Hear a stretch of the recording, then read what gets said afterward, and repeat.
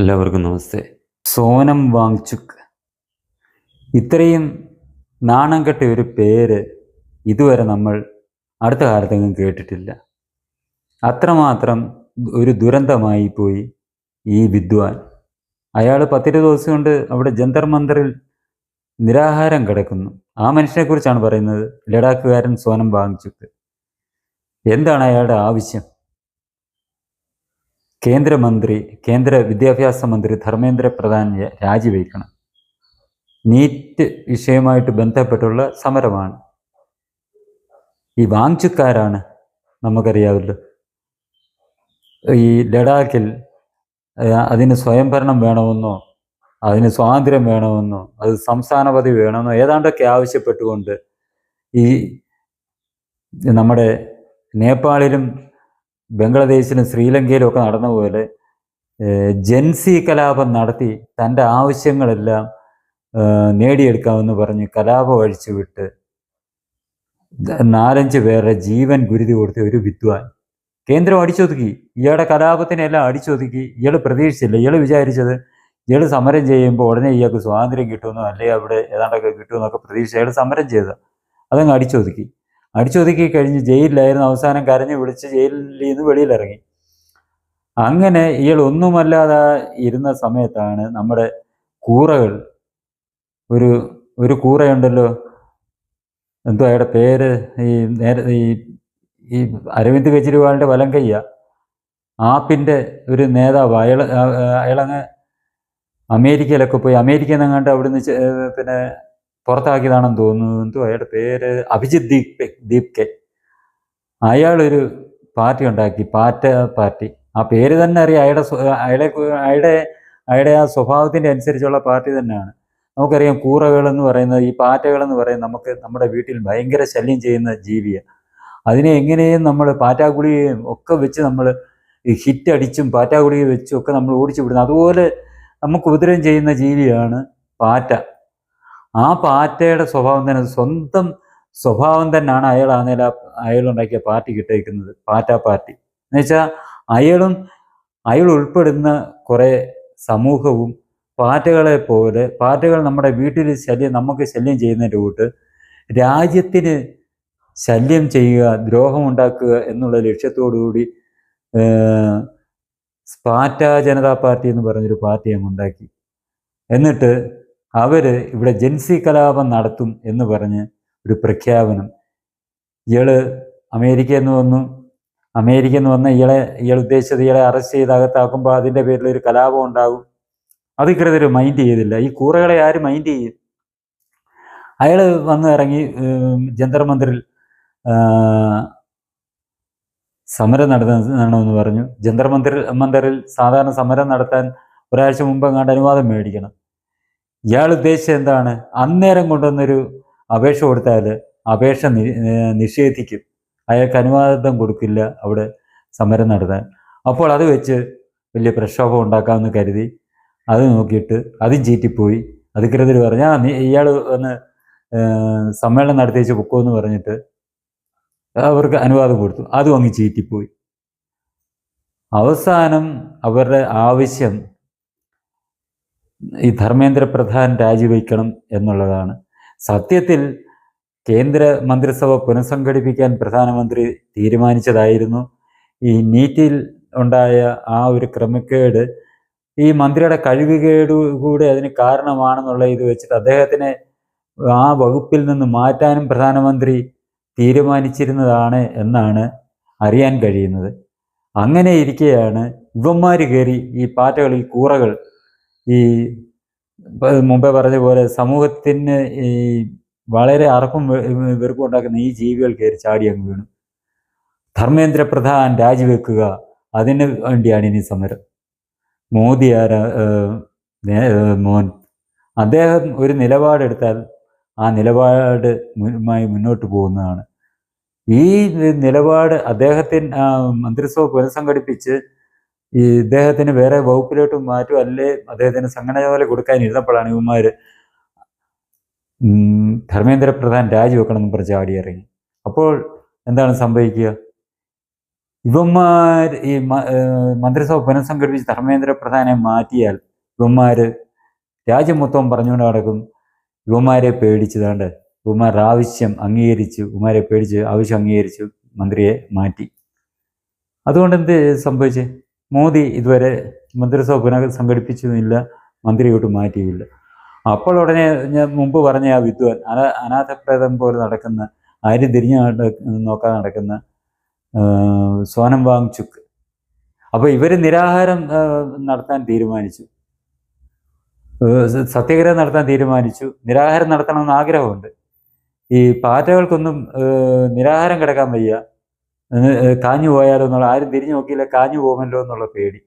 അതിന് ഓരോ കാരണം പറഞ്ഞ് അഭിജിത് ദീപ്കയൊക്കെ ഓരോ കാരണം പറഞ്ഞങ്ങ് ഒഴിഞ്ഞു മാറി. അന്നേരമാണ് ഈ അനാഥപ്രേതം വാഞ്ചുക്ക് ചാടി വീണു. ഞാൻ കിടക്കാം നിരാഹാരം, ഞാൻ റെഡിയാണ്, ഇതാന്നൊക്കെ പറഞ്ഞ് ഇങ്ങേര് നിരാഹാരം വന്ന് കിടന്നു. അങ്ങനെയെങ്കിലും 10 മാളുകൾ തന്നെ ശ്രദ്ധിക്കട്ടെ എന്ന് കരുതിയാണ് അയാൾ നിരാഹാരം കിടന്നു. അയാളുടെ മുന്നിൽ കൊണ്ട് ഒരു പാവം മനുഷ്യൻ നിരാഹാരം കിടക്കുമ്പോൾ ഈ ഇവന്മാരെന്ത് കാണിച്ച് ദീപ്കയും സംഘവും ആഹാരം കഴിക്കാതെ കിടക്കുന്നതിൻ്റെ മുന്നിൽ ചുറ്റും വന്നിരുന്ന് മൃഷ്ടാനം ആഹാരവും കഴിച്ച് ഇങ്ങേര് പട്ടിണി കിടക്കുന്നതും കണ്ട് സുഖിച്ച് അവരിങ്ങനെ അവിടെ ആഘോഷമാക്കിക്കൊണ്ടിരുന്നു. ഇങ്ങേര് കാഞ്ഞു പോയി കഴിഞ്ഞാൽ ഇവർക്ക് കാഞ്ഞു പോകണേ എന്നാണ് യുവന്മാരുടെ ആഗ്രഹം. കാരണം അയാൾ നിരാഹാരം കിടന്ന് കാഞ്ഞു പോയി കഴിഞ്ഞാൽ ഇതും പൊക്കി പിടിച്ചുകൊണ്ട് യുവന്മാർക്ക് അടുത്ത അവരുടെ പാർട്ടിക്ക് ഒരു രക്തസാക്ഷിയാവും. അങ്ങനെ ഇവർ മുന്നോട്ട് പോയി. കേന്ദ്ര സർക്കാർ മൈൻഡ് ചെയ്തില്ല. അയാൾ അവിടെ കിടന്ന് പട്ടിണി കിടക്കുന്ന പട്ടിണി കിടക്കുന്നുണ്ട്, തീരെ ഇത് നിവൃത്തിയില്ലാതെ വരുമ്പോൾ അയാൾ അങ്ങ് എണീച്ചു പോകുന്നുള്ള ഒരു മനോഭാവത്തിൽ അന്നേരവും നിരാഹാരത്തിൻ്റെ ആവശ്യം ധർമ്മേന്ദ്ര പ്രധാൻ രാജിവെക്കണം എന്നുള്ള ഒരൊറ്റ ഡിമാൻഡിലാണ് നിരാഹാരം തുടങ്ങിയത്. 20 ദിവസമായിട്ടും കേന്ദ്ര സർക്കാർ അനങ്ങുന്നില്ല, മൈൻഡ് ചെയ്യുന്നില്ല, അങ്ങോട്ട് തിരിഞ്ഞു നോക്കുന്നില്ല. അയാൾ നിരാഹാരം കിടക്കുന്ന അയാളുടെ അവസ്ഥ എത്തുമെന്ന് പോലും മൈൻഡ് ചെയ്യുന്നില്ല. ശക്തമായ നിലപാടിൽ തന്നെ കേന്ദ്രം ഉറച്ചു നിന്നു. അവസാനം ഇയാളൊട്ട് നിരാഹാരം കിടക്കുകയും ചെയ്തു. അങ്ങനെ അങ്ങ് ചുമ്മാ എണീച്ചു നോക്കൂ. അപ്പോൾ ഇയാൾ ചെയ്ത് എന്താണ് ഇതിൽ നിന്ന് രക്ഷപ്പെടാനുള്ള മാർഗം? ഒന്നും ചെയ്തൊന്നുമില്ല. ഇയാൾ അവിടെ കിടച്ചാകട്ടെ എന്നുള്ള നിലപാടെടുത്തു. എന്നാൽ ഇയാളുടെ വക്കീലിനെ കൊണ്ട്, അതായത് സോനം വാങ്ചുക്ക്, അയാളുടെ വക്കീലിനെ കൊണ്ട് കോടതിയിലൊരു ഹർജി കൊടുപ്പിച്ചു. ഈ സോനം വാങ്ചുക്കിൻ്റെ നിരാഹാരം അവസാനിപ്പിച്ച് അദ്ദേഹത്തിൻ്റെ ജീവൻ രക്ഷിക്കണമെന്നും അതിന് വേണ്ട നടപടി സ്വീകരിക്കാൻ സർക്കാരിനോട് ഉത്തരവിടണമെന്നും പറഞ്ഞ് ഈ സോനത്തിൻ്റെ അല്ലെങ്കിൽ വാങ്ചുക്കിൻ്റെ വക്കീൽ കോടതിയിൽ ഹർജി നൽകി. അതനുസരിച്ച് കോടതി സർക്കാരിന് ഉത്തരവിട്ടു. ഇയാളെ എല്ലാ ജീവനും വിലപ്പെട്ടതാണ്, ഇയാളിങ്ങനെ ഉണ്ണാവ്രതം കിടക്കുന്നതല്ലേ, അയാളെ ആശുപത്രിയിലാക്കി അയാളുടെ ജീവൻ രക്ഷിക്കാൻ വേണ്ട നടപടി എടുക്കണം എന്നൊക്കെ പറഞ്ഞ് കോടതി ഉത്തരവിട്ടു. അതനുസരിച്ച് മിക്കവാറും ഇപ്പോൾ ഈ കേന്ദ്ര സർക്കാർ ചെയ്യാൻ തോന്നില്ല, ദില്ലി സർക്കാരിനോട് പറയും, അല്ലെങ്കിൽ പോലീസിനോട് പറയും, ഇദ്ദേഹത്തെ പോലീസാണല്ലോ സാധാരണ ഇതുപോലുള്ളവരെ അറസ്റ്റ് ചെയ്ത് അല്ലെങ്കിൽ നീക്കം ചെയ്ത് ആശുപത്രിയിലാക്കുന്നത്. കേന്ദ്രം ഭരിക്കുന്ന ഡൽഹി പോലീസിനെ ഭരിക്കുന്ന കേന്ദ്രമായതുകൊണ്ട് കേന്ദ്ര സർക്കാർ പോലീസിനോട് പറയാം, കേന്ദ്ര ആഭ്യന്തരമന്ത്രി അമിത്ഷാ പോലീസിനോട് പറയാം, പുള്ളിയെ എടുത്തുകൊണ്ടുപോയി ആശുപത്രിയിലാക്ക് എന്ന് പറയും, ഉത്തരവിടും. അതനുസരിച്ച് അയാളെ ആശുപത്രിയിലാക്കും. അങ്ങനെ സമരം നിർത്തി അങ്ങേര് രക്ഷപ്പെടാൻ നോക്കും. അപ്പോൾ ആർക്ക് പോയി? ഇവന്മാർ മര്യാദയ്ക്കായിരുന്നെങ്കിൽ, ഇവന്മാരിങ്ങനൊരു അഭ്യാസം കൊണ്ട് ഇറങ്ങിയില്ലായിരുന്നുവെങ്കിൽ തീർച്ചയായും ധർമ്മേന്ദ്ര പ്രധാൻ ആ സ്ഥാനത്ത് ഉണ്ടാവുമായിരുന്നില്ല. ഇവന്മാരെന്ത് ചെയ്തു? നരേന്ദ്രമോദി അദ്ദേഹത്തെ മാറ്റും എന്ന് മനസ്സിലായപ്പോൾ അതിൻ്റെ ക്രെഡിറ്റ് അടിച്ചു മാറ്റാൻ ഇവന്മാരൊരു നിരാഹാരമായിട്ടിരുന്ന് ചീറ്റിപ്പോയി. കടിച്ചതുമില്ല, ഉണ്ടായിരുന്ന ആരോഗ്യം കളഞ്ഞു എന്നുള്ള അവസ്ഥയായിപ്പോയി. ആഗ്രഹിച്ച സാധനവുമില്ല, കടിച്ചതുമില്ല, പിടിച്ചതുമില്ല എന്നുള്ള അവസ്ഥയായി. ഈ ദീപ്കെ ഇപ്പം പാർലമെൻറ്റിലോട്ട് തിങ്കളാഴ്ച കണ്ട് മാർച്ച് നടത്തുമെന്ന് അങ്ങോട്ട് പറഞ്ഞു. അതിന് ഈ ഈ പ്രതിപക്ഷങ്ങളെല്ലാം അവർ പിന്തുണ കൊടുക്കും, അതിനകത്ത് സഹകരിക്കും എന്നൊക്കെ പറഞ്ഞ് ഇന്നൊരു വാർത്ത കണ്ടു. അതിനോടൊപ്പം തന്നെ അതിനേക്കാട്ടി രസകരമായ ഒരു ഇത് കണ്ടു. കെജ്രിവാൾ എന്ന് പറയുന്ന ഒരു സാമൂഹ്യദ്രോഹി, ആ സാമദ്രോഹി ആവശ്യപ്പെട്ടിരിക്കുന്നു ഇങ്ങേരെ, അതായത് സോനം വാങ്ചുക്കിനെ വിദ്യാഭ്യാസ മന്ത്രിയാക്കണമെന്ന്. ആരോട് ആവശ്യപ്പെട്ടേക്കുന്നത്? നരേന്ദ്രമോദിയോട്. ഇവൻ ആരാ നരേന്ദ്രമോദിയോട് ആവശ്യപ്പെടാൻ? ഈ കെജ്രിവാൾ. നരേന്ദ്രമോദി ഈ വിദ്വാൻ പറയുന്നതൊന്നും ആവശ്യപ്പെട്ടാൽ മൈൻഡ് ചെയ്യത്തില്ല എന്നുള്ളത് നമുക്കറിയാം. എങ്കിലും ഒരു നാണവുമില്ലല്ലോ എന്നുള്ളതാണ് നമ്മൾ ചിന്തിക്കേണ്ടത്. രാഷ്ട്രീയത്തിൽ വന്നാൽ കുറച്ചെങ്കിലും നാണവും മാനവും ഒക്കെ വേണം. പിന്നെ ഒരു കാര്യമുണ്ട്, കോൺഗ്രസിനോടൊപ്പം നിൽക്കുന്നവരല്ലേ, അപ്പം നാണവും മാനവും ഒന്നും കാണുകയില്ല എന്ന് തന്നെ നമ്മൾക്ക് വിശ്വസിക്കാം. കോൺഗ്രസിന് നാണവും മാനവും എങ്ങനെയും കട്ടും മോട്ടിച്ചും ഇന്ത്യയെ മുടിച്ചും ഇന്ത്യയെ തകർത്തും അവർക്ക് കുറേ കാശുണ്ടാക്കണം എന്നുള്ള ചിന്തയല്ല. നമ്മൾ കഴിഞ്ഞ ദിവസം തന്നെ കണ്ടതാണ് RVS മണി പറഞ്ഞത്. സോണിയാഗാന്ധി ഈ അവരുടെ നേതൃത്വത്തിലുണ്ടായിരുന്ന സർക്കാരും മുസ്ലിം ലീഗും ചേർന്ന് പാകിസ്ഥാൻ്റെ ISIയുമായിട്ട് ചേർന്ന് നമ്മുടെ ഈ ബോംബെ ഭീകരാക്രമണത്തിനെ ഏത് രീതിയിലാണ് അവർ മാറ്റിയെടുക്കാൻ ശ്രമിച്ചതെന്നുള്ള കാര്യം. അങ്ങനെയുള്ളവരുടെ കൂടെ കൂടിയവന്മാർക്ക് പിന്നെ എന്തോ നാണവും മാനവും.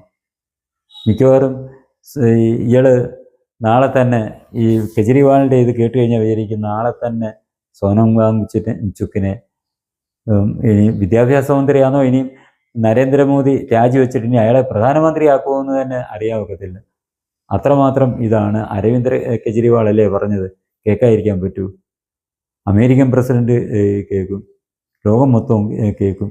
പിന്നാണോ ഇന്ത്യൻ പ്രധാനമന്ത്രി എന്നായിരിക്കും അവരുടെ വിചാരം. എന്തായാലും ഇങ്ങനെയൊക്കെയാണ് നമ്മുടെ രാജ്യത്തിൻ്റെ മുന്നോട്ടുള്ള പോക്കെന്നുള്ളത് നമ്മൾ മനസ്സിലാക്കുക. ഏതവൻ കിടന്ന് എന്തഭ്യാസം കാണിച്ചാലും താനൊരു നിലപാടെടുത്തിട്ടുണ്ടെങ്കിൽ അതനുസരിച്ച് മാത്രമേ താൻ മുന്നോട്ട് പോകൂ എന്നുള്ള ശക്തമായ നിലപാട് തന്നെയാണ് നരേന്ദ്രമോദി സ്വീകരിക്കുന്നത്. അതാണ് നമ്മുടെ രാജ്യത്തിന് വേണ്ടത്. കണ്ടവൻ്റെയൊക്കെ കിടന്ന് അലപ്പും ബഹളും അല്ലെ ഇതുപോലുള്ള അഭ്യാസം കാണുമ്പോൾ അതനുസരിച്ച് ഒരിക്കലും നിലപാട് മാറ്റാതെ ശക്തമായി തന്നെ ഇവനെയൊക്കെ അതേ രീതിയിൽ തന്നെ നേരിട്ടുകൊണ്ട് ശക്തമായി തന്നെ നമ്മുടെ നയങ്ങൾ മുന്നോട്ട് കൊണ്ടുപോകാൻ പ്രധാനമന്ത്രി എപ്പോഴും ഉറച്ചു നിൽക്കും എന്ന് അറിയുന്നത് തന്നെ വളരെയേറെ സന്തോഷം നൽകുന്നതാണ്. അതിലൂടെ തന്നെ മനസ്സിലാക്കുന്നുണ്ട് ഈ രാജ്യം നല്ല രീതിയിൽ തന്നെയാണ് മുന്നോട്ട് പോകുന്നത് എന്നുള്ള കാര്യം. ഈ ചാനൽ നിങ്ങൾക്കിഷ്ടമായെങ്കിൽ, ഇതിലെ ഉള്ളടക്കങ്ങൾ നിങ്ങൾക്ക് താല്പര്യമുണ്ടെങ്കിൽ ഈ ചാനലിൻ്റെ വളർച്ചയ്ക്ക് നിങ്ങൾ ഒന്ന് സഹായിക്കുക. ഇത് സബ്സ്ക്രൈബ് ചെയ്യുക, ഒപ്പം തന്നെ ലൈക്ക് ചെയ്യുക. കൂടുതൽ ഇതിനകത്തിൽ വരുന്ന വീഡിയോകൾ നിങ്ങൾക്ക് കിട്ടാൻ വേണ്ടി ബെൽ ബട്ടൺ അമർത്തുക. ഇത് നിങ്ങളുടെ സുഹൃത്തുക്കൾക്ക് ഷെയർ ചെയ്യുക. അതോടൊപ്പം നിങ്ങളുടെ അഭിപ്രായങ്ങൾ കമൻറ്റിലും രേഖപ്പെടുത്തുക.